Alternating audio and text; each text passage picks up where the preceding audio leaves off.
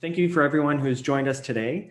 If you're not able to stay for the entire webinar, or you know someone who wanted to watch and wasn't able to make it, we are recording all of our Tree Talks webinars, so please feel free to pass those along. This will be posted on our YouTube channel later this week, so keep an eye out for that. So this is our May installment of our Tree Talks webinar series, sponsored by Georgia Power. And this month we're focused on trees and storms.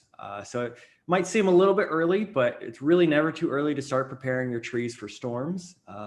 We'll talk about hurricane season, storms, trees, and anything and everything about it during the webinar today. And if you have any questions, we will have time for questions at the end, or if you're watching the recorded version, please feel free to leave a comment and ask us there.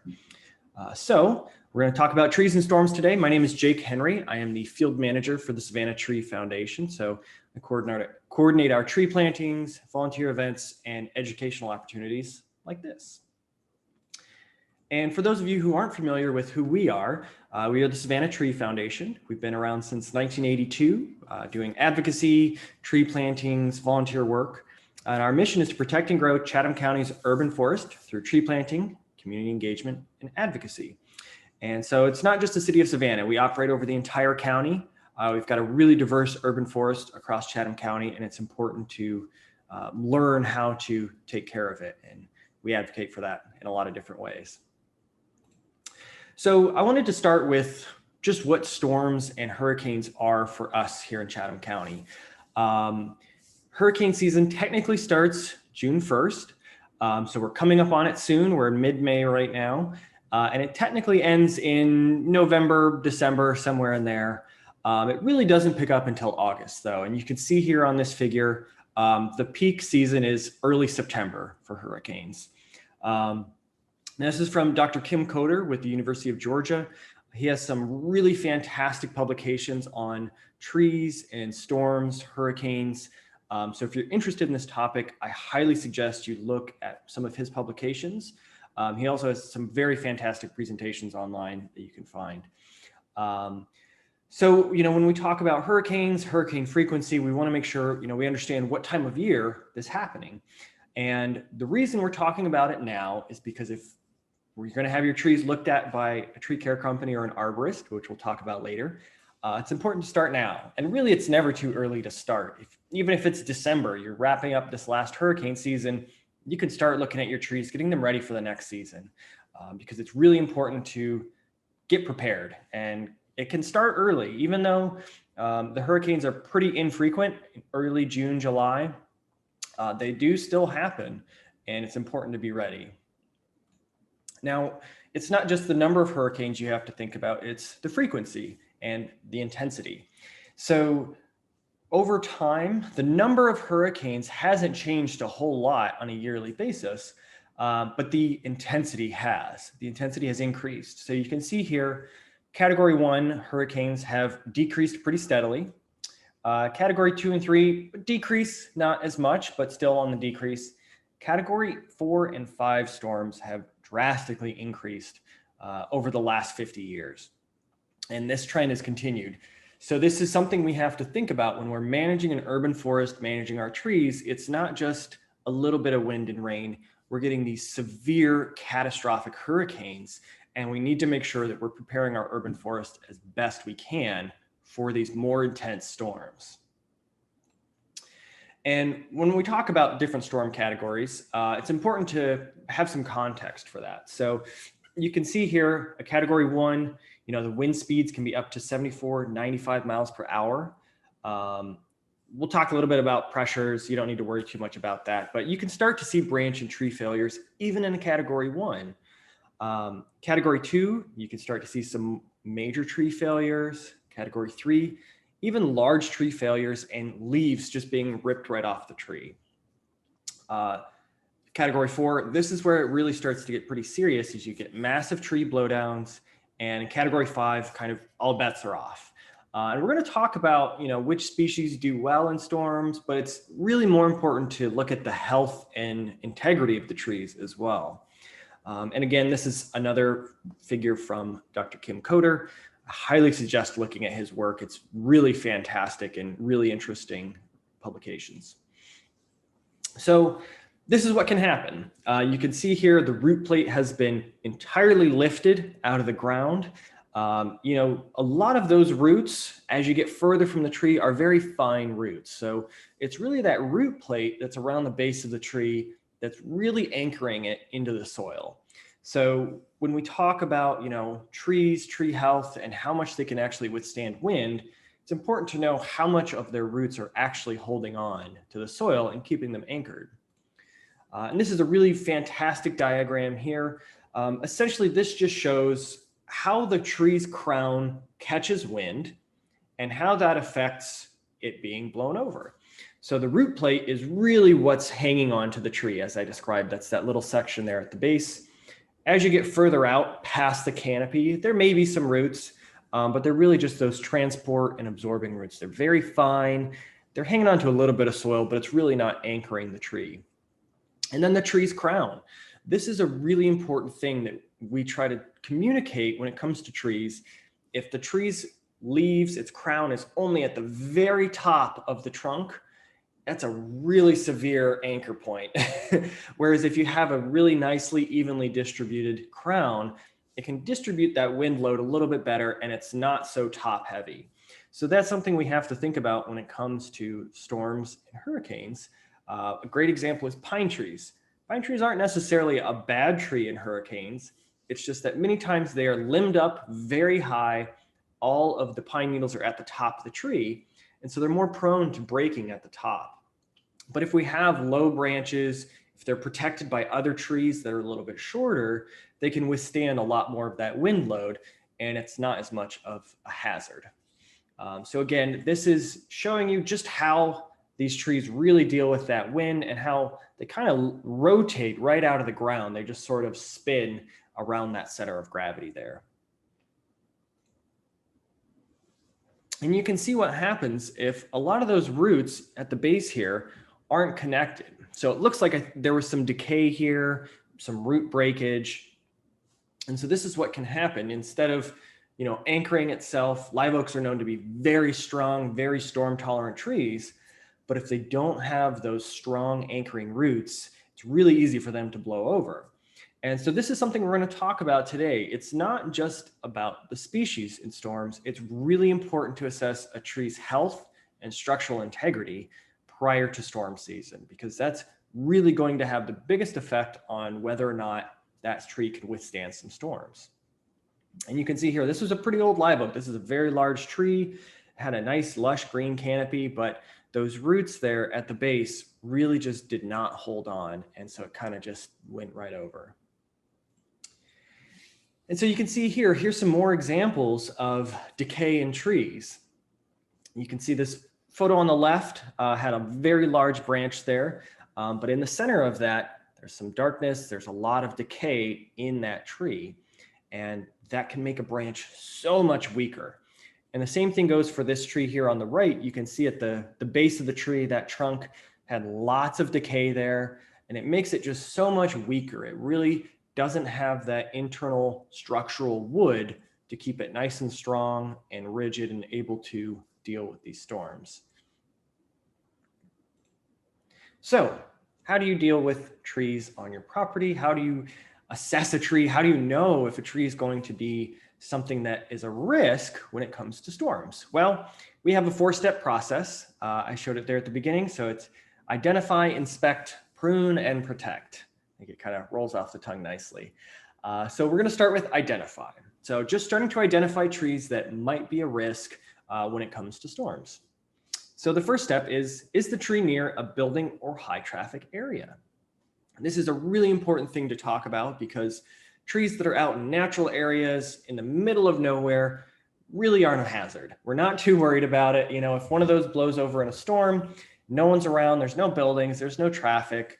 We're really not worried about that. The trees that we're concerned about are trees that are hanging over your house, hanging over a busy road, maybe over your parked car.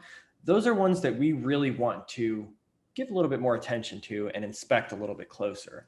So that's one thing to begin to look at. This next one is, are there any large dead branches? So this, again, isn't an immediate hazard. It's just one of these things to identify a tree that might be a little bit weaker. Dead wood is a little bit more brittle. So if you have a large dead branch, it's a little bit more likely to break when it comes to wind loads. Whereas the nice, healthy, lush green branches have a little bit more flex. They still have water and nutrients flowing through them. So they'll flex a little bit more in the wind, whereas these dead branches might be a little bit more brittle and break a little bit easier. So that's another thing to look out for. The third one is, does the tree lean significantly? Now, again, none of these are immediate hazards. This doesn't mean the tree is going to be hazardous. It's important to just use this as a first step. This is an identifier. So if it has a significant amount of lean, and especially if that lean has increased over time, this is one that we might need to look at. A little bit of lean in the tree is not necessarily a bad thing. This is just one of our first steps here. And another one that's really useful, do the tree branches meet in a V or a U? So what we mean here is the branch union, either from the trunk and a branch or two other branches. If they're in a V, they're gonna probably have a little bit of what's called included wood or included bark. So these branches are sort of growing together, they're fighting each other a little bit, and there may be some decay there. Again, not necessarily a bad thing, but this is one of those indicators that it might need a little bit of looking at. Whereas a U-shaped union is kind of a nice U shape, and those branches really aren't fighting each other. They're growing on their own way, and they're not competing for resources or space. So those are one of the other things that you can look at when we're trying to identify trees that might need a little bit of attention. So the next step is to inspect the trees. If you're concerned about a tree, if it meets any of those qualifiers, or if there's anything else that you think might be concerned, you can have it inspected. So the first and most important thing is to determine if the tree is publicly or privately owned. Obviously, we don't want folks cutting trees that aren't on their property, or if it's on someone else's property. It's really important to make sure you know who is responsible for the tree you're concerned about. So that's really the first step before you have it inspected by anybody. And a good way to do that is to use SAGES. So this is the Savannah Area Geographic Information System. And I'm actually going to share my screen on a new tab here. And I'm going to walk you through how to use SAGES, because this is a fantastic resource that I think isn't super well known and really can just be incredibly beneficial. So here we are on the website. It's just sages.org. This is a fantastic website run by the Metropolitan Planning Commission here in Chatham County. And so if you go to their website, you can see a little button here called the SAGES Map Viewer. And we'll click on that.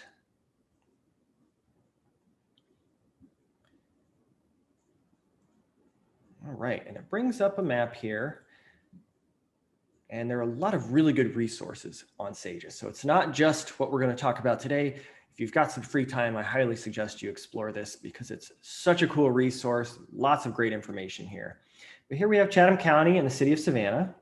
And if you zoom in enough, you'll start to see these green lines here. And so these are actually the property lines here in the county. So this is a really great resource to have. It shows you exactly where the property lines are. And if you go down here to the base map gallery and click on that, it gives you some options to change the map. So right now it's just a pretty basic roads map here, you know, with roads and cities and whatnot. But we can use some satellite imagery. We'll do the most recent one here. It's March 2020. And ta-da! All of a sudden, we can see where all the trees are here, and we can see where the property lines are. So one really great resource is to utilize this and figure out where trees are that are in the public right-of-way and where trees are that are actually on the property lines. And so you can see these ones here in the middle, those are in the public right-of-way. But there are some trees here that are on private property. So this is a really great resource that's really quick and easy to determine if a tree is on private property or on public property. Now, if you're not sure if it's right on the line, definitely reach out to your municipality and ask them. It's always good just to make sure. But this is a wonderful resource that can kind of help you get started pretty quickly. And it is a really easy resource to utilize. So I highly suggest using Sages if you're not sure where the tree actually is managed by. Okay, let's go back to our PowerPoint here. Let's see. Okay, so Sages, use that as your first step for inspecting the tree. Make sure it is actually within your jurisdiction to manage this tree. That's very important. I'm just gonna open this up. Okay, so the next step, if it is on public property, contact your municipality to request an inspection. Many of the municipalities in Chatham County are happy to come out and look at a tree. If you think it's hazardous or a danger, they will come out and look at it. They'll have someone qualified inspect the tree. So please contact your local municipality. For the city of Savannah, it's pretty easy. You can just call 311 or submit an online request. There's a 311 online request form. So it's pretty easy to do. Just submit that and really just let them know it's there. Sometimes they're more than happy to come out and take a look. They just don't know that it's there. So it's really important to let them know if you see a tree that might be hazardous. Now, if it's privately owned and it's something that is on your property and you want to have it looked at, we always recommend calling a certified arborist to inspect your trees. Certified arborists have passed an exam to showcase that they have experience in lots of different aspects of tree care and tree work. Now, if someone doesn't have a certified arborist designation, that doesn't mean they're bad at tree care work. This is just an easy sort of check that if they have this, they've taken the time to pass that examination and really, show that they care about trees. And we do have a list of local companies on our website that have certified arborists on staff. If you go to our tree care page, you can find that list. And we do update that every year. So as new companies come up or as they gain new certifications, we want to make sure that we are giving them that attention. So make sure you call a company that has a certified arborist on staff to inspect your trees. That's very important. Now, the next step is prune. One of the best things that you can do to take care of your trees is do a little preventative pruning. Sometimes if you prune just a little bit, you can prevent a lot more damage long-term. And so last year for hurricane season, we actually made a nice long video about pruning with Shem Kendrick of Coastal Arbor Care, an STF board member. So I'll just show a little bit here at the beginning. Let's see, I'll mute that because you can watch it on your own. It's a pretty long video. It's about 16 minutes long. And we'll jump up here so you can see what Shem looks like, just so you know who to look for. But this is a really fantastic video, and it walks through what an arborist does to inspect a tree, what they would do to prune it, and how they, do a little bit of preventative maintenance. So this is the third really important step. If there's a tree that needs work, you're concerned about it, and you want to do a little bit of, damage control prevention, this is the next step that's really important to assess. And again, this is on our YouTube channel. It's also on our Facebook and our Instagram, I believe. So if you want to watch this full 16-minute video, head on over there. It's a really fantastic watch. Shem walks through his assessment of how he looks at a tree, how he assesses anything that might be a risk. So it's a really fantastic resource. All right, so we're going to go to the last step, and probably one of the most important. So all of these steps, these first three, identify, inspect, and prune, were all before a storm comes through. Those are things that you can do any time of year. You should do them every year if you can. But this step is post-storm. So what do you do after a storm comes through? If a tree has fallen down, if there's damage, etc., how do you protect? So one of the first important things is do not touch or move it. Many trees, when they've fallen or failed, can have kind of hidden strain on them. If you start making cuts or you move things, they can spring back, they can move unpredictably. So it's really important not to assess it at all. For your safety, for property damage, it could cause more damage if you try to move the tree. So it's really important not to touch it at all, to make sure that you kind of just leave it alone and move to the next step. And obviously the first priority is that if someone has been hurt, call 911. We obviously care about our trees here, especially in Savannah. We love our trees. We want to make sure property hasn't been damaged, but the number one priority is human health. So please, if someone has been hurt, call 911. That's obviously the number one priority after a storm. The next most serious thing is power lines. These can be very dangerous. So if an above ground power line or power pole has been damaged, call Georgia Power. This number here on the screen is available 24 hours a day, 7 days a week. If there's anything that you think might be hazardous or has been damaged by a tree or anything during a storm, and if a power line has been damaged in a storm in general, please call this number and they will send someone out to inspect it and take care of it. Very important, again, not to touch those sorts of things. Those wires could be live. They could be very dangerous. So please just call Georgia Power and let them take care of it. Other utilities, such as water or gas lines, call 311. Again, contact your municipality. They will send someone out to inspect it. They know how to get there. They know how to respond quickly and safely. So it's very important to call your municipality. So again, 311, this is the City of Savannah number. Most municipalities have an easy number you can look up online as well. So prior to hurricane season, if you are in one of those smaller municipalities here in Chatham County, keep that number available, write it down somewhere so you know who to call if anything has been damaged after a storm. If the tree fell on public property, call 311 or your municipality. This is similar to that inspect stage. If it's not your responsibility, don't put yourself in harm's way. Let them take care of it. Now, again, this is actually important for a couple reasons. Number one, always is safety. Number two, a lot of times municipalities can actually receive funding from FEMA to help with storm cleanup. They can help receive funding for, post-hurricane damage cleanup. So it's really important to leave those trees where they fell so that the municipality can actually document any damage that did occur.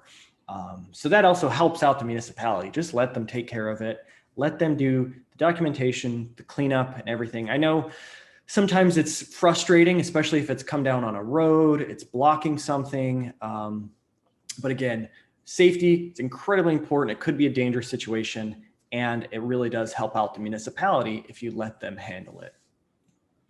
Now, if it fell on your property, this is a little bit different scenario, but again, safety is always a priority. Call your landlord if necessary, if you're renting a property. Make sure that they're aware of any damage that may have occurred, and call your insurance provider.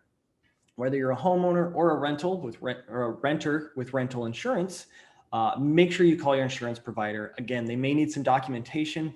You don't want to move things or do anything that might jeopardize, helping you recover from the hurricane.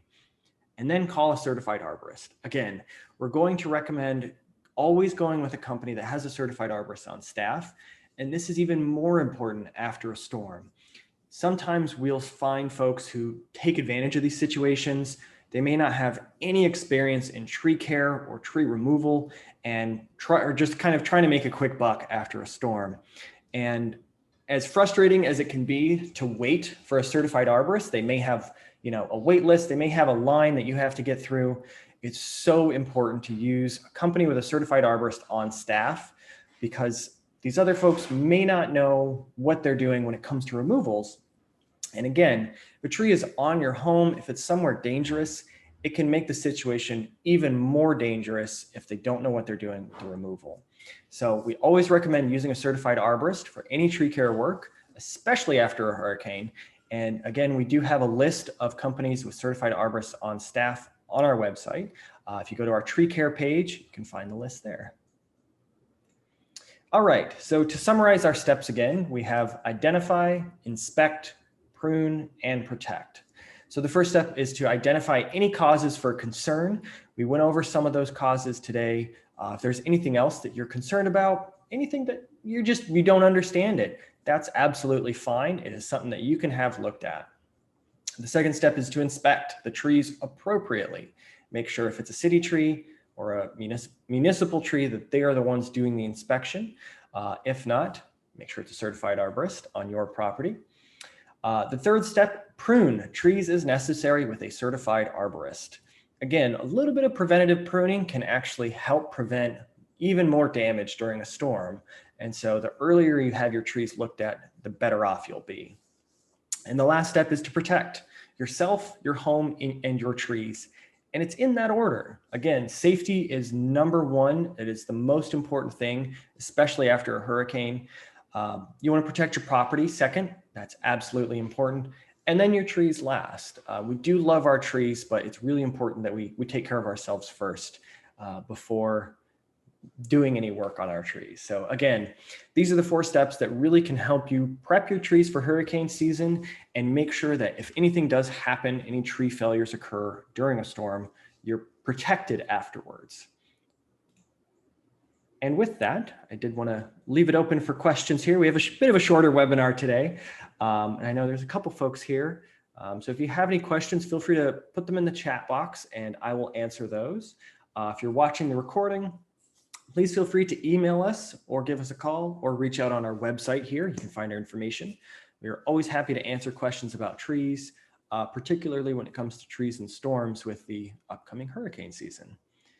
So I'll leave this open just for a couple more minutes if you folks have any questions. And again, it does seem pretty early, but it's really never too early to start preparing for hurricane season. Some of those storms can happen as early as June 1st. So it's really important to be ready. As soon as hurricane season ends, start getting ready for the next one. Make sure your trees are prepared.